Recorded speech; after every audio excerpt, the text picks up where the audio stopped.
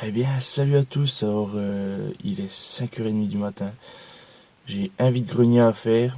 Normalement, il ouvre à 7h. Et j'ai une demi-heure de route à peu près. Parce que de toute façon, par chez moi, ça commence à être vachement dispersé les vide-greniers.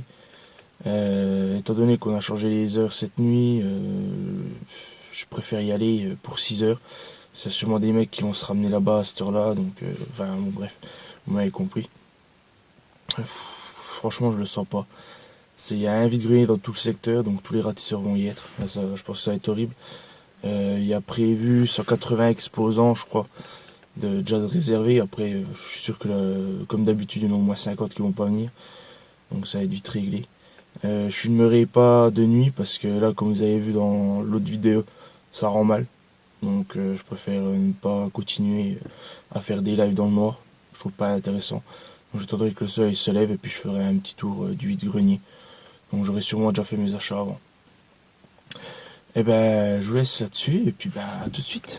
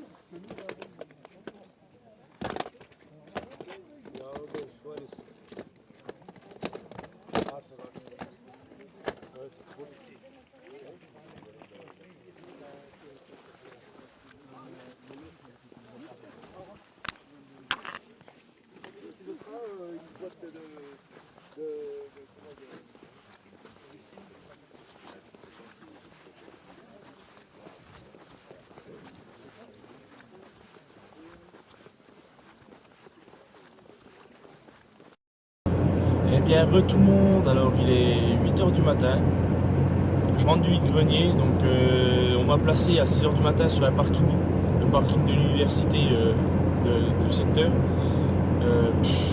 Déjà une centaine de voitures de visiteurs. Alors autant vous dire que tous les 3 stands, il y avait un mec qui recherchait des jeux vidéo, hein. Il y a un des chineurs que je connais qui a ramené une Mega Drive 1 avec 12 jeux à 6h10. Autant dire à 2 minutes près, c'est moi qui l'avais. Donc voilà, un Mega Drive 1 avec 12 jeux pour plus de 30 euros. Après, j'ai pas vu les jeux. J'espère pour lui que c'est des bons jeux. J'espère pour lui que la console marche. Sur 30 euros, ça fait déjà une petite somme en vide-grenier.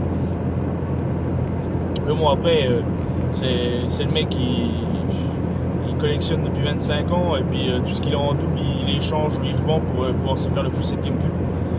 D'ailleurs, en parlant de GameCube, j'ai rentré 2 trucs là ce matin. Un jeu, puis la moitié d'un accessoire, donc vous verrez bien au compte rendu. J'ai récupéré de la console Sega, du jeu de cette console, des jeux de Super NES, dont 3 en boîte. Et là, j'étais vraiment heureux quand le mec m'a dit le prix. J'ai tout de suite pris, j'ai même pas cherché à comprendre. Surtout qu'il y avait déjà 2-3 ratisseurs qui zonaient dans la rue là. J'ai pas cherché à comprendre, j'ai pris tout de suite. Donc j'essaierai de faire le compte rendu le plus vite possible, sachant que là que je vais être pris tout le restant de la journée. Donc je ferai sûrement le compte rendu lundi en fin d'après-midi et puis ça sera posté dans la soirée je pense. Donc je vous laisse là-dessus, puis à tout de suite pour le compte rendu. Allez, ciao ciao. Eh bien, tout le monde, alors compte rendu vide-grenier à froid, parce que là nous sommes le lendemain, comme je vous avais dit, le dimanche j'étais pris jusqu'à la fin de la journée. Alors on va passer tout de suite au moins lourd. Donc c'est 2 jeux Game Boy. Alors c'était le même lot, hein. La dame me l'a fait à 6 euros. À la base elle voulait faire 2 euros pièce. Mais vu que le petit Game Boy Player, sans son support il sert à rien, elle me l'a donné. Donc alors j'ai eu un petit Power Quest. Alors pour ceux qui connaissent, c'est un jeu de baston entre robots. C'est pas un jeu mecha, hein, c'est vraiment style Medabot. Pour ceux qui connaissent la génération 90, hein, c'était un dessin animé qui passait tout le temps sur France 3. Voilà, jeu fini à la pisse, vraiment pourri. Mais bon, c'est un jeu qu'on trouve vraiment pas beaucoup en vide-grenier. Et c'est toujours sympa de l'avoir. Et puis le petit Bomberman Quest, que je ne présente pas, que tout le monde connaît. Ensuite, en jeu GameCube, alors j'ai eu un Sonic DX en loose. Enfin, en loose, il n'y a pas la notice. Mais bon, voilà, pour le prix, c'est donné. Hein. Et puis, bon, bah, le petit Game Boy Player sans notice. Alors, par contre, le CD, je sais pas si vous verrez correctement, mais il est pas mal rayé. Mais bon, c'est pareil, hein, c'est pas gênant. Hein. J'ai pas le support pour essayer. Soit je me procure le support, ou soit ça partira à l'échange. Faut voir.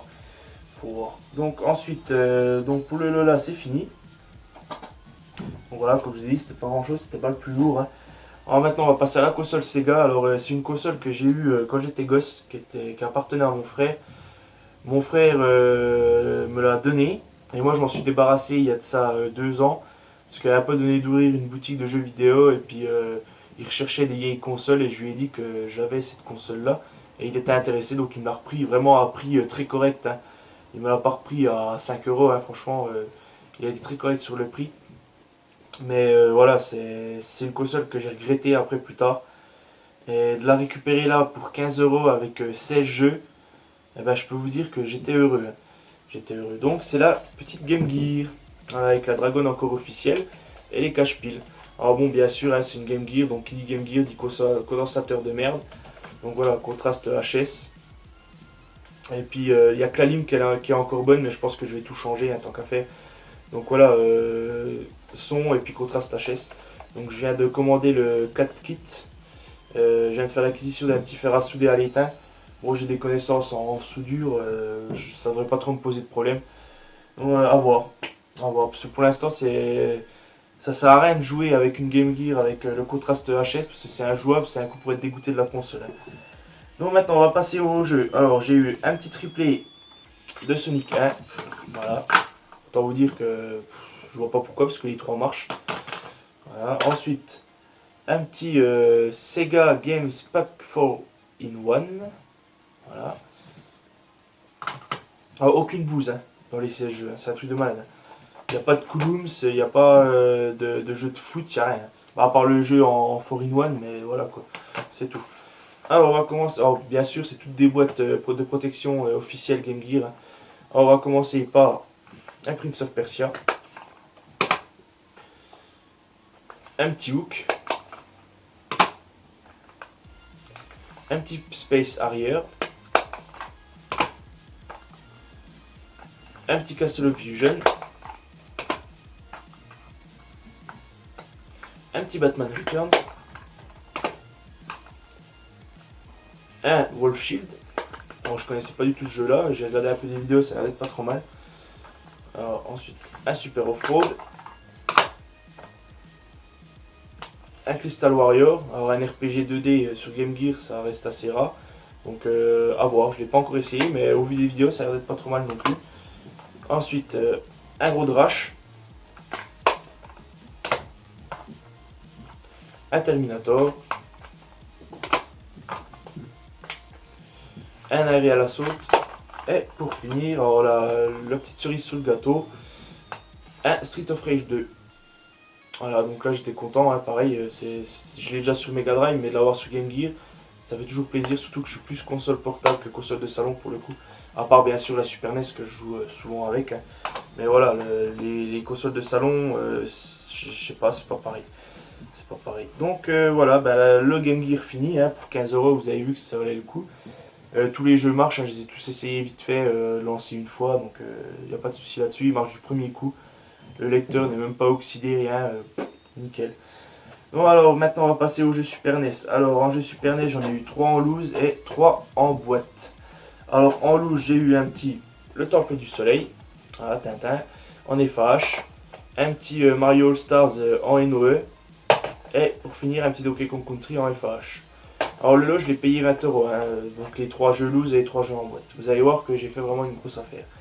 Alors c'est mes 3 premiers jeux SNES en boîte, donc autant dire que j'étais content quand je les ai vus. Et on va tout de suite commencer par le plus pourri, le Tintin au Tibet. Donc dans un état déplorable, mais bon il y a la notice donc je ne vais pas me plaindre. Voilà, autant dire qu'il est... Normalement il y avait un poster je crois avec. Mais voilà, la boîte est complètement défoncée. La version FH. Bon, par contre, il n'y a pas les cales, alors il faut que je commande cales plus boîte de protection. Tout du moins pour les deux autres, parce que Tata il doit être aquilé, je vois pas trop ce que ça changerait de mettre la boîte. Alors ensuite, on va passer à un jeu que j'ai déjà en loose, mais bon, qui est toujours bon à avoir en boîte. C'est Secret of Evermore. Voilà. Donc la boîte est nickel. Hein. Juste un peu blanchi, enfin juste un peu blanchi au niveau des coins, mais voilà quoi. Il n'y a pas la cale, il n'y a pas le guide, malheureusement. Mais je vais pas me plaindre, hein, pour le prix que j'ai payé. Et donc pour voilà, pour prouver, hein, j'ai le deuxième là. Le deuxième, je sais pas ce que je vais en faire, soit à l'échange, soit à la vente, j'en sais rien. Pareil pour les Sonic, sûrement je vais les refiler à un cash parce que vu les prix que ça coûte sur internet, c'est pour gagner que 50 centimes dessus, autant les filer au cash et puis en reprendre chez eux à la place. Et donc pour finir les jeux Super NES, alors je vais déjà vous montrer ça. Hein. Ah, vous allez tout de suite deviner ce que c'était. Hein. Alors je vais pas trop la déplier parce qu'à force de la déplier, replier, j'ai peur de la déchirer. Mais elle est complète, hein, elle est en française en plus, donc ce qui est plutôt rare. C'est le petit Zelda Link to the Past. Et bien sûr c'est la version super classique. Avec cale et puis jeu, donc il manque la notice malheureusement. Mais bon voilà la boîte, voilà quoi. Il n'y a rien à dire à part la petite déchirure sous la languette, elle est comme neuve la boîte, hein, c'est un truc de malade. Hein. Alors version FH. Autant dire que je suis content. Donc je l'ai essayé, la pile marche, il n'y a pas de souci. Pareil pour Secret of Evermore, aucun problème. Donc voilà, bah écoutez, j'ai fini mon petit compte rendu vide-grenier. Comme vous avez pu voir, c'était du gros, du très lourd.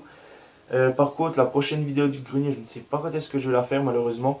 Dans 2 semaines, je fais un vide-grenier en tant qu'exposant en intérieur. Donc à voir. À voir ce que je vais faire parce que c'est en fait, c'est des vide-greniers qui font tous les mois. Et ça commence à 6h jusqu'à. Ça se finit à 1h de l'après-midi, quoi, en gros. Je ferai sûrement un petit passage, vu que ce sera éclairé, je ferai un petit passage directement dès le matin à 6h avant d'exposer. Et puis voilà, on verra ce que ça donne. Bah écoutez, je vous laisse là-dessus. J'espère que pour vous, les vides-greniers, si vous en avez eu, bien sûr, c'est bien passé. En tout cas, moi, que vous avez pu le voir, c'était du gros, du très lourd. Et ben, je vous laisse là-dessus. Allez, ciao, ciao.